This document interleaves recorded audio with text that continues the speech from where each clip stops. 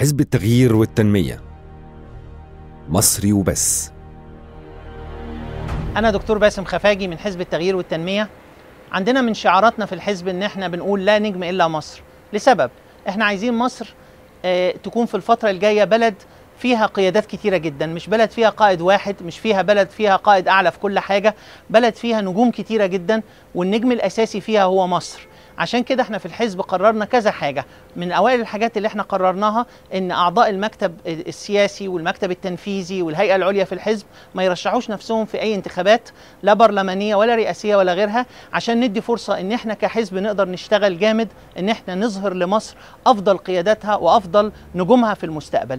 الحاجة التانية إن احنا قلنا إن عشان مصر تنجح وتتبني بطريقة صحيحة ما بتدورش على قائد واحد ولا رئيس واحد، بندور على مئات القادة. عايزين رؤساء جامعات كويسين، عايزين رؤساء أحزاب كويسين، عايزين وزراء كويسين، عايزين قيادات في مصر في كل حتة كويسة.